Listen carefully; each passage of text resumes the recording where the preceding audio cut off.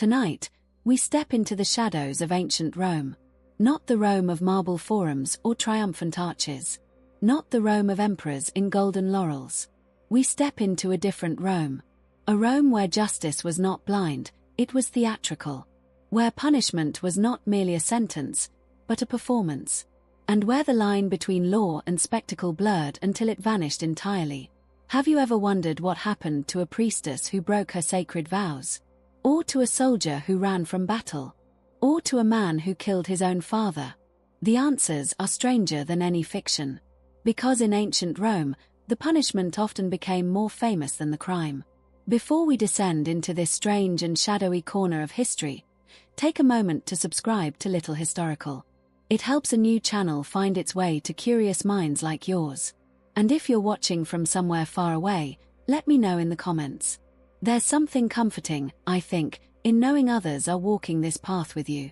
Now, dim the lights. Perhaps pour something warm. And let us begin. In the earliest hours of Rome, when the city still whispered its prayers to hearth and home, there existed a sisterhood unlike any other. The Vestal Virgins were chosen before they could understand what was being asked of them. Girls, some as young as 6, taken from their families to serve the goddess Vesta, keeper of the sacred flame. Their duty was simple and absolute. Keep the fire burning. And remain untouched for 30 years. In return, they were given privileges no other Roman women would know. They sat in places of honor at the games. They traveled in carriages reserved for the elite. And with a single word, they could pardon a condemned man walking toward his death. But there was another side to this honor, one that waited in silence beneath the city. Because if a Vestal broke her vow, Rome did not simply punish her. Rome buried her. The logic was precise, almost surgical. Her blood could not be spilled. To shed a Vestal's blood would offend the gods who protected the city. So the Romans, ever practical, found a loophole. A small underground chamber was dug, just large enough for a woman to stand, then sit, then lie down. Into this space, they lowered her with a flickering oil lamp, a little bread, a pitcher of water. Enough to sustain her for a few days, perhaps. Then the earth was sealed above her, and the Vestal was left to the darkness. No blood. No divine anger. Just silence, and the slow fading of a light that no one outside would ever see again. One Vestal, Cornelia, accused during the reign of the Emperor Domitian, refused to go quietly. Before she was led to her chamber, she reportedly stood before her accusers and asked, "Does Caesar think I have been with a god? Because no mortal man has touched me." She was buried anyway. Her innocence, if it existed, went into the ground with her. The men she was accused with. They were whipped to death in public. Brutal, yes, but quick. There was, in that contrast, something that Rome understood deeply. Punishment was not about justice alone. It was about message. The Vestal's death was quiet, unseen, but its weight pressed into the memory of every woman who wore the white robes and tended the sacred flame. The flame itself, they say, never went out. But there were nights, perhaps, when it flickered a little lower. As if it too could feel the weight of what had been buried beneath the city. But the Vestals were not the only ones who faced justice in the shadows. For those who committed the most unforgivable crime, Rome reserved a punishment so elaborate, so theatrical, that it seemed less like execution and more like a nightmare woven from the city's deepest fears. For those who committed the most unforgivable crime, Rome reserved a punishment so elaborate, so theatrical, that it seemed less like execution and more like a nightmare woven from the city's deepest fears. The crime was patricide. Killing one's own father. In a culture built on the authority of the paterfamilias, the father who held the power of life and death over his household, to turn against that bond was to shatter the very foundation of Roman order. And so Rome did not simply execute such a man. They gave him the Poena Cullei, the penalty of the sack. First, his hands were bound behind his back. Then he was sewn into a large leather sack, still alive, still breathing the close air of his own coming death. But he was not alone in that sack. Joining him were 4 creatures, each chosen with a dark precision. A dog, for the loyalty he had abandoned. A monkey, for the chaos he had unleashed. A snake, for the deceit that had coiled in his heart. And a rooster, whose dawn crow would mark his final morning. Then the sack, now heavy with its writhing, hissing, flailing contents, was thrown into a river. The Tiber, perhaps. Some deep, slow-moving stretch where the water could do its work without interruption. Inside, there was no dignity, no last words, no final prayer offered to the gods. There was only the press of bodies, the scrape of claws, the coil of scales against his legs, the frantic beating of wings against his chest. The animals, trapped and terrified, fought to escape. And he, trapped with them, had nowhere to go. The water seeped in slowly, filling the sack from the bottom up, rising past his knees, his chest, his throat. And still the animals thrashed. A dog's teeth finding his arm. A monkey's fingers tangling in his hair. The snake, perhaps, seeking warmth against his skin. The rooster, whose voice had once announced the dawn, now silent as the darkness closed in.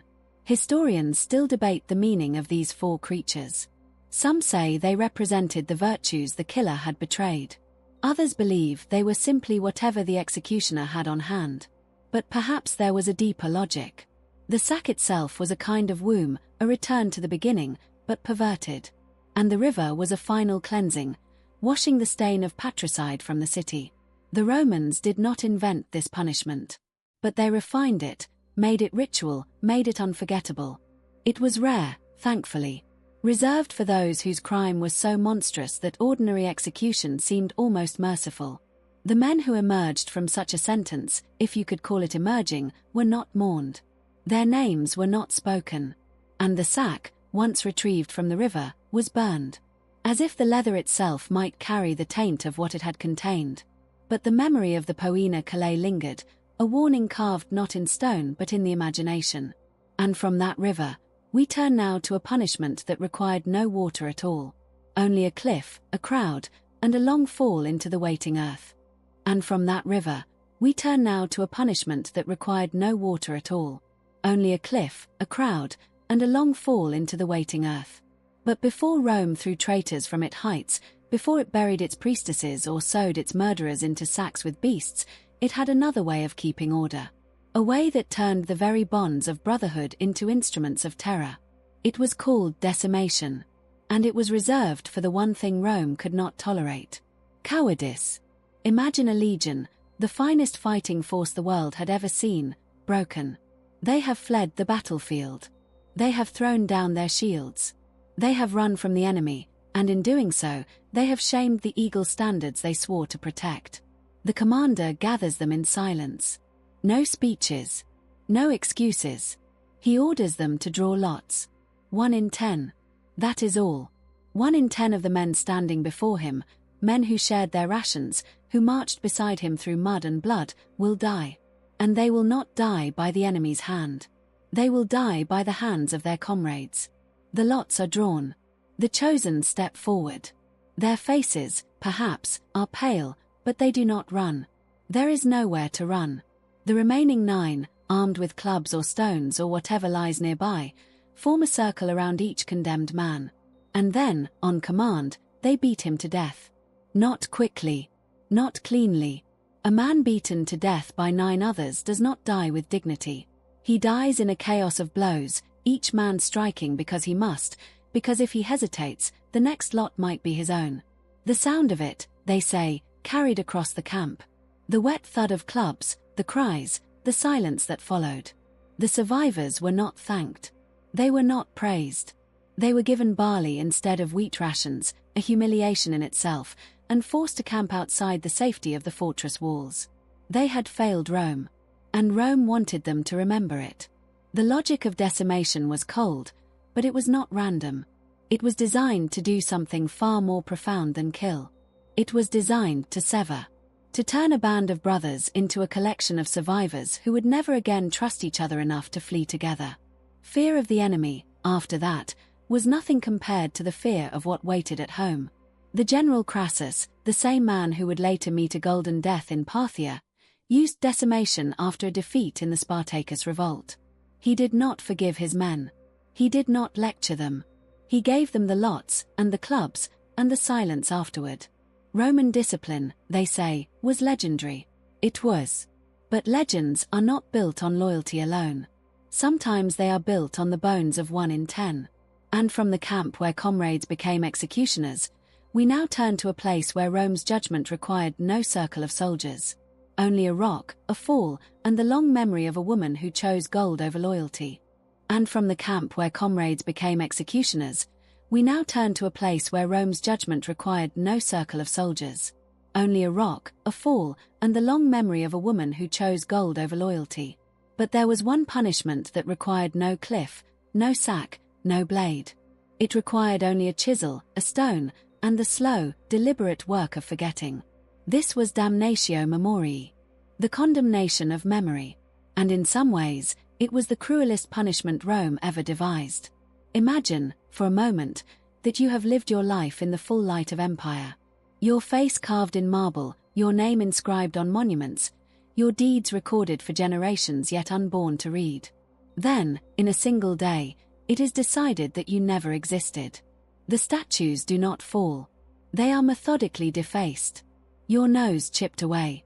Your eyes smoothed to blank stone. The inscriptions that bore your name are chiseled out, leaving only awkward gaps in the stone.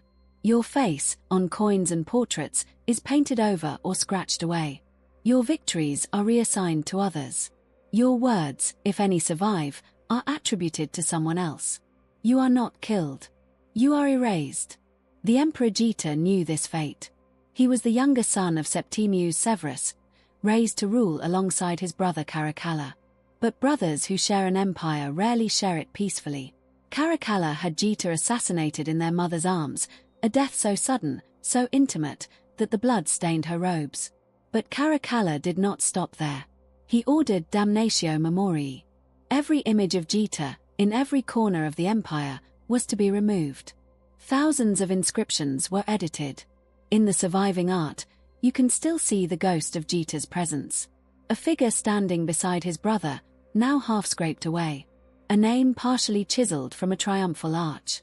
A portrait on a coin, filed down until the face is nothing but a smooth, blank disc. The message was absolute. You were never here. You never held power. You were never my brother. And if anyone speaks your name, they will share your fate. There is something profoundly unsettling about this punishment, even now. We live in an age where memory is constantly being curated, edited, erased. But Rome was doing this 2,000 years ago, not with algorithms and block buttons, but with iron chisels and the patient hands of stoneworkers. To be forgotten in Rome was not an accident. It was a sentence. And it was designed to reach beyond the grave, beyond grief, beyond the natural erosion of time. Yet even Damnatio Memoriae could not fully erase. In the gaps left by chiseled names, in the ghostly traces of half-scraped faces, Geta remained. Not as he had been, but as an absence. A silence that spoke louder than any inscription. And perhaps that was the final irony. Rome could bury its priestesses, drown its murderers, erase its emperors. But the memory of what was done lingered, carved into the very stone that was meant to make it vanish. Because history, even when it is condemned, has a way of leaving its mark. And the marks left by Rome's strangest punishments are still there, waiting to be read by anyone patient enough to listen to the silence.